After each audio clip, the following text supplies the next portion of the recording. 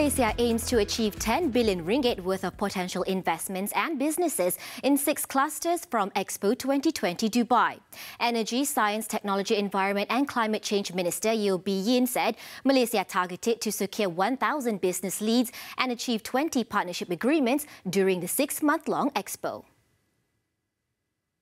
We will actually see, we'll be able to estimate the business leads from each of these clusters later on, depending on the companies who participate in it.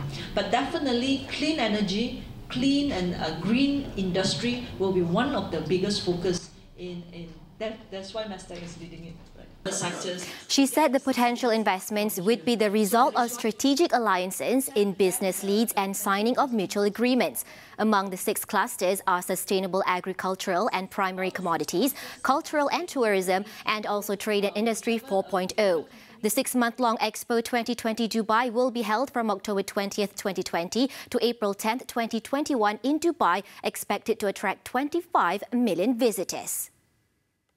Malaysia's equities market is expected to see a reversal of fund flows and as early as the 3rd quarter of this year.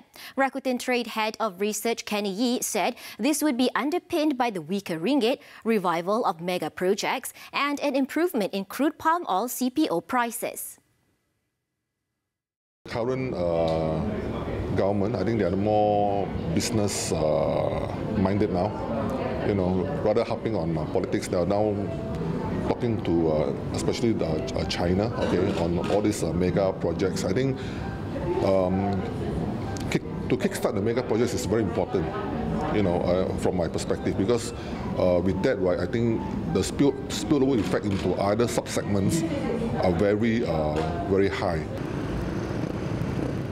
He added the weaker ringgit made the local equities market more appealing to foreign investors, while the revival of infrastructure projects such as the East Coast Rail Link (ECRL) and Bandar Malaysia would attract more interest in the construction sector.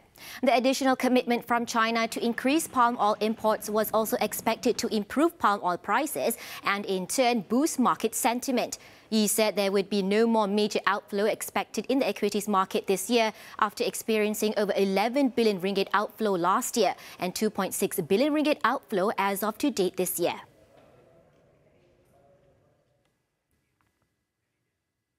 Public Bank Berhad recorded a slightly higher net profit for the 1st quarter ended March 31st, 2019 of 1.41 billion ringgit from 1.405 billion ringgit recorded in the same quarter last year. Revenue rose to 5.57 billion ringgit from 5.35 billion ringgit previously. In a filing with Bursa Malaysia, Public Bank said the group's consistent profitability was mainly contributed by its healthy loan and deposit growth coupled with a sustained strong asset quality. It said despite the increasingly challenging banking landscape, the group achieved a 4.8% annualized growth in its total domestic loans and a 4.9% annualized domestic deposit growth in the 1st quarter of 2019. Public Bank said its total gross loans grew at an annualized rate of 3.9%, while domestic loans grew at a faster pace of an annualized rate of 4.8%. The bank said in tandem with the healthy loan growth, total customer deposits grew at an annualized rate of 4.5%.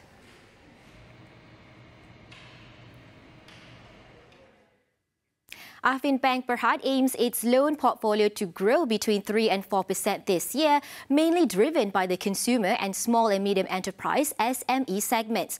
Chief Executive Officer Kamarul Arifin Muhammad Jamil said some 50% of the total loan growth contributed by the consumer segment, while close to 8% was from the SME segment and the remaining is from the corporate segment. We want to grow the SME to about 20%. That's the target. In about three to 4 years to grow to that. Was an ideal book size for us is perhaps 40% consumer, 40% corporate, and about 20% SME. He was speaking after the group's 43rd annual general meeting. Arvin Bank's total loan portfolio stood at 45.7 billion ringgit for the financial year ended December 31st, 2018. Meanwhile, he added that the bank will continue to support the government to promote housing loan among first house buyers and fixed income buyers, especially for affordable house segment.